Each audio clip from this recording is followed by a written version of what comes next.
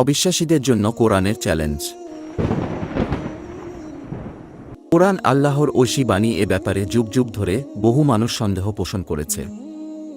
এসব অবিশ্বাসীদের ব্যাপারে সূরা বাকারার 23 ও 24 নম্বর আয়াতে আল্লাহ বলেন, وَإِن كُنتُمْ فِي رَيْبٍ مِّمَّا نَزَّلْنَا عَلَى عَبْدِنَا فَأْتُوا بِسُورَةٍ مِّن مِّثْلِهِ وَادْعُوا شُهَدَاءَكُم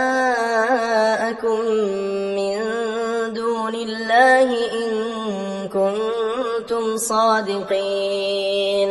আমি আমার বান্দার উপর যা নাজিল করেছি, যদি তোমরা সে সম্পর্কে সন্দেহ করো, তবে তোমরা তার মতো একটি সূরা নিয়ে আসো এবং আল্লাহ ছাড়া তোমাদের সাক্ষীদের ডাকো যদি তোমরা সত্যবাদী হও। যদি তোমরা তা না করো আর কখনো তোমরা তা করতে পারবে না, তাহলে সেই আগুনকে ভয় করো যার জ্বালানি হবে মানুষ ও পাথর, যা প্রস্তুত করা হয়েছে কাফেরদের জন্য। এ দুটি আয়াতে কয়েকভাবে নবীজি সাল্লাল্লাহু আলাইহি ওয়াসাল্লাম এর নবুয়তের সত্যতা প্রমাণ করা হয়েছে। প্রথমত আল্লাহ চ্যালেঞ্জ ছুড়ে দিয়েছেন, যদি কোরআন মানুষের রচনা হয় তাহলে কাফেররাও যেন কোরআনের মতো একটি কিতাব রচনা করে, এবং নিশ্চিতভাবে বলেছেন এটা তারা কখনো পারবে না। যদিও তাদের অহমিকা, মর্যাদাবোধ এবং নবীজির দাবি মিথ্যা প্রমাণ করার আগ্রহ ছিল অত্যধিক এবং কোরআন ছিল তাদেরই মাতৃভাষায় রচিত।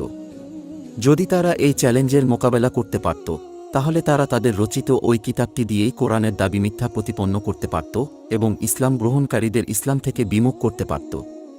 তাদের অক্ষমতা থেকে প্রমাণিত হয় কোরআন আল্লাহর পক্ষ থেকে এসেছে এবং এটা মানুষের রচিত গ্রন্থ নয়।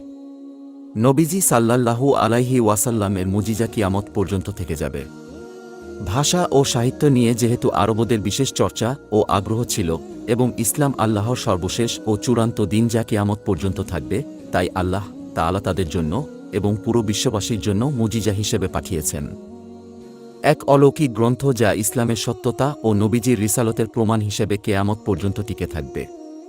প্রথম পর্যায়ে আল্লাহ সব মানুষ ও জিনকে চ্যালেঞ্জ ছুড়ে দিয়ে বলেন, বলো, যদি মানুষ ও জিন এ কুরআনের অনুরূপ হাজির করার জন্য একত্রিত হয়, তবুও তারা এর অনুরূপ হাজির করতে পারবে না যদি তারা একে অপরের সাহায্যকারীও হয়।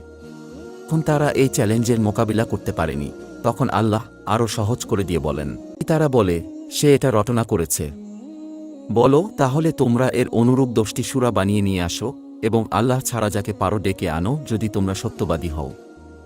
যখন তারা এই চ্যালেঞ্জেরও মোকাবিলা করতে পারেনি, তখন তারা যদি সত্যবাদী হয় তবে তার অনুরূপ বানিয়ে নিয়ে আসো। এখানে কোরআনের সবচেয়ে সংক্ষিপ্ত সূরার মতো একটি সূরা রচনা করার কথা বলা হয়েছে।